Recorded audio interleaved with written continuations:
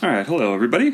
Today we're going to talk about three more types of dissonance that we'll be looking at in Music 101. And the first one is the anticipation. An anticipation, which we're going to abbreviate here as you'll see in all of the videos today. We'll show the abbreviations in parentheses. So when you're actually labeling this on a score, you can just write ANT. You don't actually have to write out the entire word anticipation, which is important because when we get to Appoggiatura, you don't want to write that out every time. It's just way too long. So an anticipation, or an ANT, occurs when a note is played before the chord in which the note, quote unquote, belongs in. So that's kind of abstract. So let's just kind of look down here and show you what that means. This is our little progression that I've been using in these videos so far. We're in the key of C, right? And we have one chord, you got a 5/7, and we have a 1. And up to this point, right, that's what your music has looked like, and that's totally fine, right? It resolves exactly the way that all this stuff is supposed to resolve, and you guys have been good with analyzing that. The only thing we're adding in now is that. Okay, so that note right here, take a look at it. The C4, right, is dissonant with the 5 chord. If this is all a chord, right, that C is not in there. It's a dissonance, right? The 5 is G, B, D, F, and has no C in it. And it's simply resolved to the next chord too early, right? So the C is in this chord. It's in the 1 chord. It just like, it's almost like it didn't move correctly. You know, like the tenors, no offense tenors, but maybe you sang your part wrong, right? And it just resolved too quickly. And that there, right, that moment we label by circling it, and then you write, that is an anticipation. Okay, it's anticipating the next chord. So some things that are really important, right? It has to anticipate the next chord, which means this is a dissonance in this chord, but wherever it's going, it needs to be a consonance, right? It can't anticipate something in the next chord and then not be consonant in that chord, right? So it is dissonant here, and then it just becomes a consonance. It will always work like this. It'll be a dissonance in a voice like this, and then just like hang out. It's like it creates oblique motion, right? And just sort of hangs out and becomes a consonance. I think really it's kind of silly to think of it that way, but really the best way to consider it is like the tenors or whomever voice it is kind of messed up, right? They didn't do the right rhythm and they resolved their voice too early. These are super common. And I'm going to try something in this video. I'm going to try and play these recordings for you to show them to you. So it's going to be a bit of me jumping around between some apps, but this is a Bach chorale, and we'll listen to the whole thing, but really we can ignore everything up till about here. And I want to listen to this moment just at the cadence, because what we're going to see is there's an anticipation. And this is also a super common type of anticipation. If you're in my 107 or 108 class ever, I play things like this here all the time for you to get the key in your ear, and I often put in an anticipation. As just like a way to kind of create a little bit more grit and dissonance and sort of excitement at the cadence point. So I'm gonna pull this up and let's take a listen to it. Also, if you're looking at this in the future here, these will be up on ReggieNet. I'll throw these recording links here up on a document, so you can just click through and listen to it as many times as you want to. So you can just, have this MP3 pulled up and listen to it and look at the score in this video, 2 or 3 times, 4 times, whatever you want, just to kind of get the idea in your head. So here it is. I'm going to hit play and then bop back over to the score.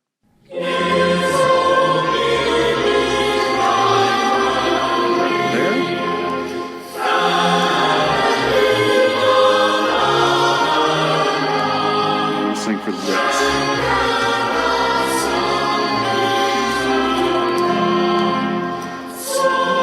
It's really subtle. Bum, bum, bum. This note right there, that's the dissonance. Oops. Okay, so let's zoom in and take a look at why that is dissonant. If we do a little bit of analysis here, we're in the key of F minor, right? We end on an F minor chord. Let's just assume that's 1. If you listen to that, this sounds like Do, right? So let's just call that 1. And that's an F minor chord, so we're in F minor. And if we look at this chord then, if we're in the key of F minor, what's the root of that chord? And if you want to figure out anything in these videos, I'm going to usually just pause for just a second, just so you have enough time to pause the video if you want to then go and like just figure it out. And then I'll go ahead and solve it just so we can keep moving. But so what's the root of that chord? Well, if you take G and you stack up thirds on G, you get that. You get your snowman, right? And this, interestingly, right, in the reference to the previous videos in the series, doesn't have any dissonance in it, right? It's just G, B, D, G, B flat, D flat, F, which means this is totally consonant, which means in the key of F, G is 2, right? And the B flat's in the bass, which means it's 6/5. And one thing critically missing in minor, your 2 is half diminished. So this is a 2 half diminished 6/5. Super, super common. This is what we call a predominant chord.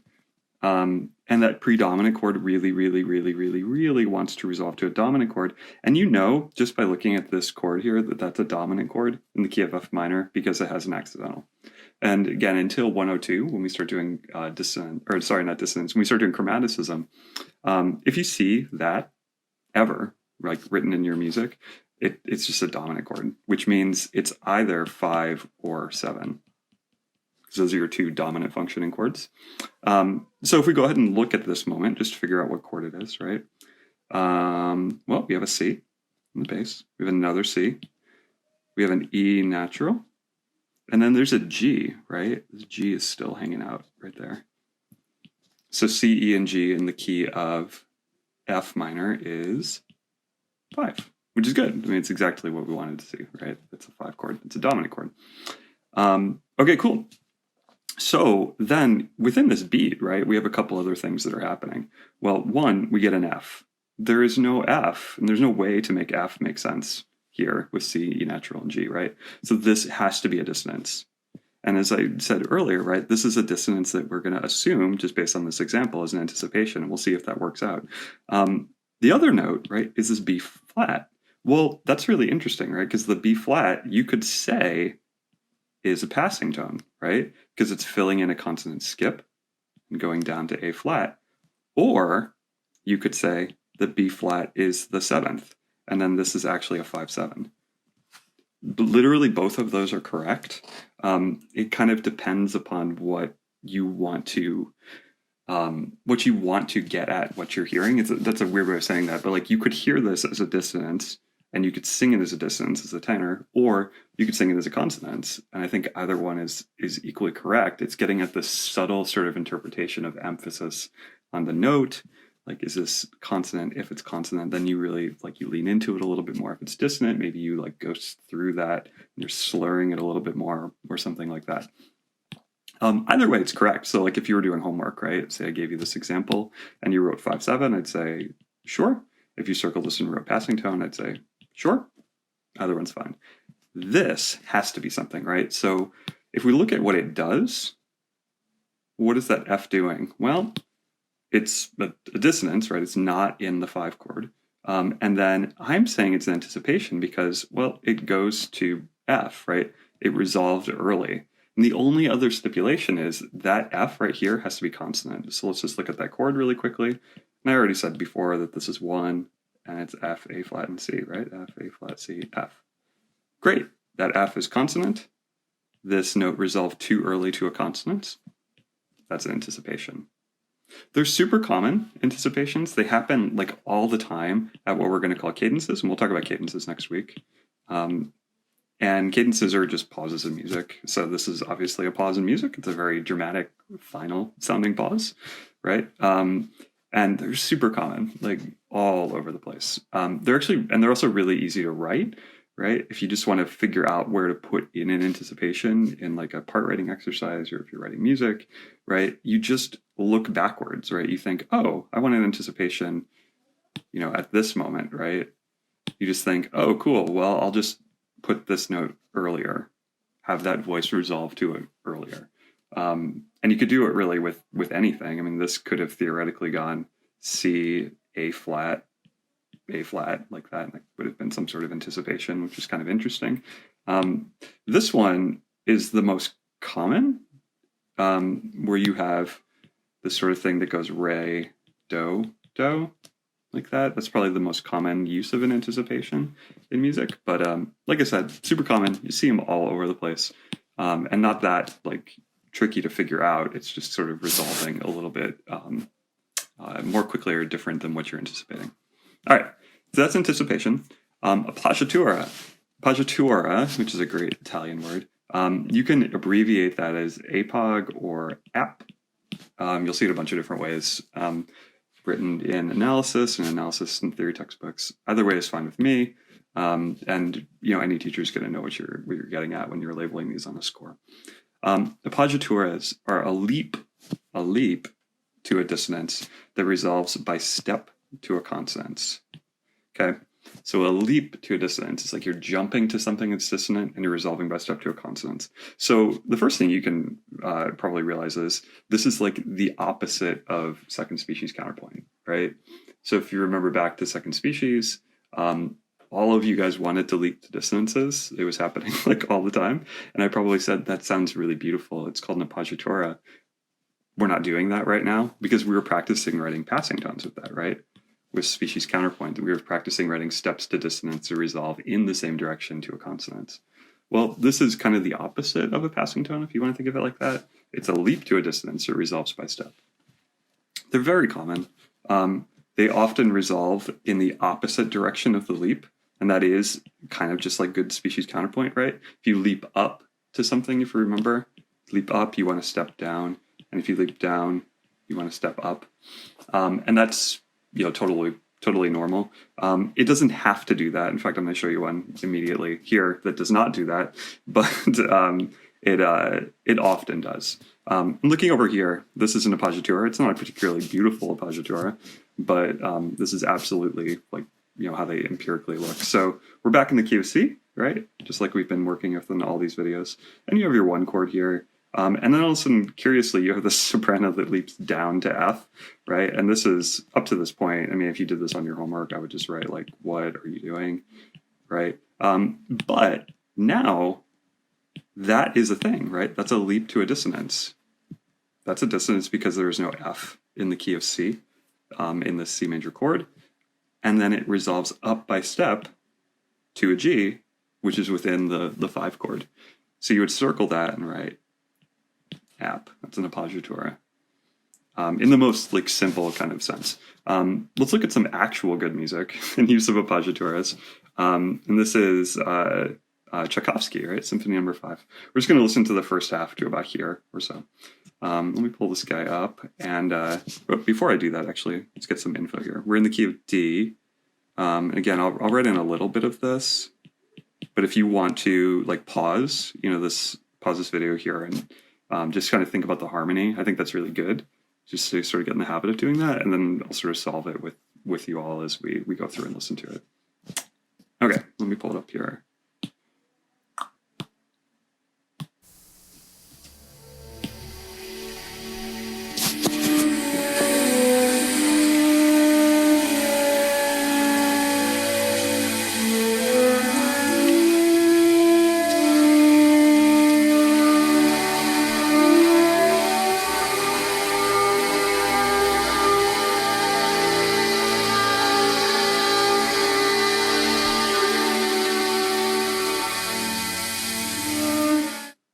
It's so beautiful, right?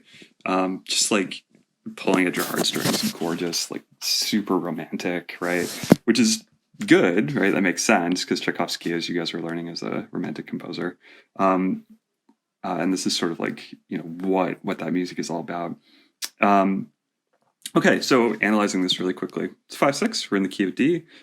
It's a 1 chord, right? We're in the key of D, and then you get do, ti, la, and then this leap up with an accent, which is super cool. Well, what's this harmony here, right? If we try to make, I don't know, that into a chord, like all those notes vertically, what do we get? Well, you have an E in the bass, and you have an A, and you have a G. Remember, this is, FYI, double bass clef there. And then there's a C sharp, and there's a D. Okay, well, there's no way to make that. There's no way to make that a snowman. You can't make that into a chord. However, you can make this. Again, I'm sort of whipping through this, but if you ever want to pause, just go ahead and do that. You can make that a snowman. A, C sharp, E, and G. If you pull the D out, right? Well, A, C sharp, E, and G in the key of D is a pretty normal looking chord, right? That's a 5-7, so this would be a 5-4-3, because the E is in the bass. But this guy, right, the D is not part of the chord. And what's really interesting here about Tchaikovsky, and this is a very romantic thing, right? He puts an accent on this. He puts an accent on note 1 that's left 2, and it creates this like grit, but also that is slurred away from. It's sort of not necessarily what you would I don't know, intuitively want to do. And he's obviously very smart. He knows that the performer is not going to want to accent that, but he wants it accented. So you make sure that it is accented. So you're leaping up to something that is not part of the chord, right? That note there. And then it resolves down to something that is part of the chord. That's an appoggiatura. And technically it's not a leap, it's a skip, but that's also fine, right? Yeah, that's an appoggiatura. They happen all the time in romantic music. They're super passionate sounding, super just like, I don't know, heartstring, like gritty, beautiful, romantic, operatic. And it happens again. So we have, do, ti, la, do, ti, so la, ti, chord right here. What is that? Well, it's F sharp, A. And then if we extend and just look at the rest of this bar, it's D, A, D, F sharp, D. It's D, F sharp, and A, right? We're in the key of D.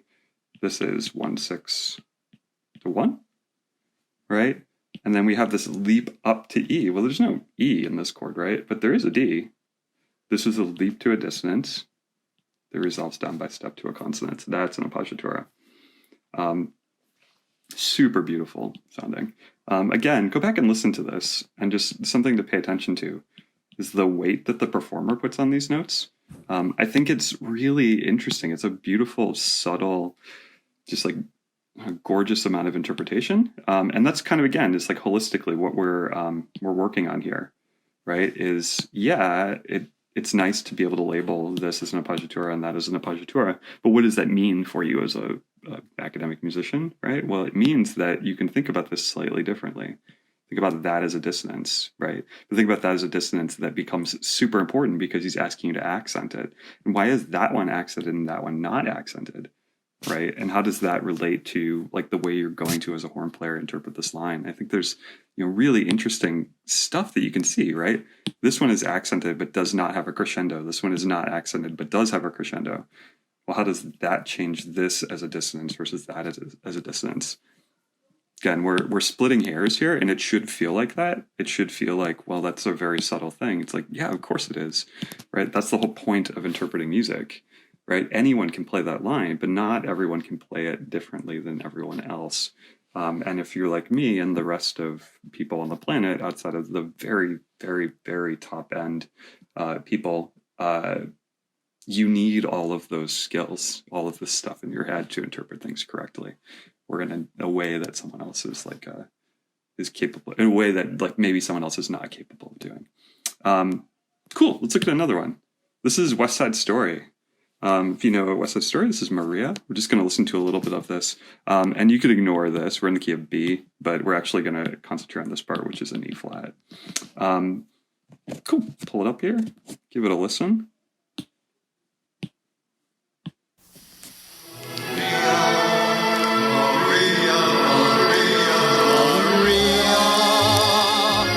Just met a girl named Maria, and suddenly that name will never be the same to me. Maria, I just kissed a girl named Maria. Yeah, super, super famous, right? If we're looking at this in the key of E flat, right, which I know this looks like a mess, but yeah, we're in 3 flats. If we're looking at this in the key of E flat, right, there's no A natural in the key of E flat, right? So that's obviously either chromaticism or dissonance. If you take that A out, what do we get? Actually, for that entire bar, right, if you take that A out, you get 1, right? If you take all those notes, E flat, B flat, B flat, G, E flat, B flat, B flat, E flat, right? So you just get a 1 chord. So, well, what the heck is that A natural? Right? Well, that A natural is a dissonance, right? Well, how is that A natural approached? Well, it's approached from that note. And we're just, for the purposes of this discussion, let's just look at the top line here for thinking about the dissonance. Though I think it's going to be the same for all the lines, but let's just look at the voice line. This is a D sharp, right? That is a consonance that's leapt up to a dissonance that resolves up by step to a consonance. That's an appoggiatura, right? It's a leap to a dissonance that resolves by step to a consonance. However, it doesn't do like what I said they should do. I said it often resolves in the opposite direction. Well, this one did not. It resolved in the direction of the leap. It's totally possible. This is just a little bit weirder than what you'll quote unquote normally see in music. It's not like Bernstein is not a genius. I mean, he is. But yeah, it's still an appoggiatura, even though it's like an abnormal appoggiatura. Cool. One more, which is the escape tone. The escape tone is very easy to understand if you understand appoggiatura, because it's just the opposite of an appoggiatura. So it's a step to a dissonance that's left by skip or leap to a consonance. So an appoggiatura, right, is a leap to a dissonance or a skip to a dissonance that resolves by step to a consonance. Well, this is a step to a dissonance that then sort of skips or leaps away to a consonance. These are kind of like a trampoline. So you imagine like you step to a trampoline, and that's the dissonance, right? The trampoline is the bounce, and then you bounce to a consonance. At least that's the way I like to think of it in my head. Or like it's the opposite of an appoggiatura. That's also totally fine. Here's a dissonance over here, this little example that I've been drawing in the corners. You have a one chord, and all of a sudden there's conspicuously a D, right, in that chord. Well, there's no D in the key of C, right, in a one chord, so that is a dissonance. So what does it do? Well, it looks like it could be a passing tone, right? Maybe if there was an E there, that would be a passing tone, but there's not, right? It's a dissonance, right, that then is leapt away from and leaps to a consonance. So that right there is an escape tone. And the way we write that is an ET. They are not nearly as common as appoggiatura. Appoggiatura are really all over the place. But escape tones are kind of interesting. Like you really kind of have to dig for them in music. And I'll play you an example here just to show you one. You sort of have to dig around to find them. This one actually has another dissonance in it that is put in for fun. That is some sort of passing tone, right? To create some motion there. Which again, you're going to see all the time now, that there's going to be just moments of dissonance to make things a little bit more interesting. Cool. Let's look at one more here. This is some Beethoven. I'm going to start this one in the middle. It'll probably be around there, just to get us so we can listen to this part, because we're really focusing down here to look at this dissonance. Here we go. There.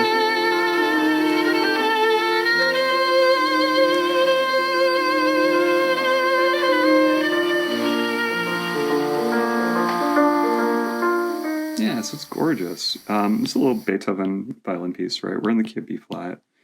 And just looking at this bar here, that's not particularly important that we look at all of this stuff, but suffice it to say, right, this is super fast, this thing here. It's a neighbor tone, right? Neighbor tone, like it's just all dissonances, right? If you zoom in and look at it, and zoom in down here, just kind of breeze through this. This is like a 5/7. And then this is also a 5/7, and this one's the one that's more important, because this is where we're going to find our dissonance. If you look at this whole thing, right, that's literally F, F, E flat, F, F, E flat, F, C, C. It's everything you need for a 5/7 except for no third. There's no A, which is kind of cool, actually. It still sounds like 5/7. It still sounds like it wants to go to 1, which in fact it does go to. If you look at B flat, D, or F, D, B flat, that's a 1 chord. Oops. It's just kind of interesting that he left the third out. Don't do that. But Beethoven can do it. Cool. So everything in this bar fits into the key of, fits into the harmony of the 5/7 in the key of B flat, except for that. The D does not, right? So the D is a dissonance that is approached by step through this turn, which is kind of cool. and then left by skip down to a consonance, the B flat, which is in this chord, the 1 chord. So that note right there, it's the escape tone. And again, it's a pretty easy one to see. It skips away to a consonance. It's also like really clearly, like I don't think any of you would probably have a problem with this, like analyzing it. You would know that that's something weird because literally everything else fits into a chord except for that, and that thing is on the, you know, the 1E and like of 3, right? There's no way that this thing is important, right? It's like inconsequential to the rest of the music, aside from the fact that it just adds something kind of interesting, which is the whole point, right? That's the dissonance. That's the principle we're rolling with here. Cool. So we only have really 2 other ones. One of them's pretty big, which is the suspension. And I have another video up on ReggieNet. There's a PDF up there. If you see it, that takes you to a Vimeo video I made a number of years ago that walks through writing suspensions. And then the pedal, which I'll also have a video for. But yeah, if you have any questions, again, just let me know. And I'll talk to you later.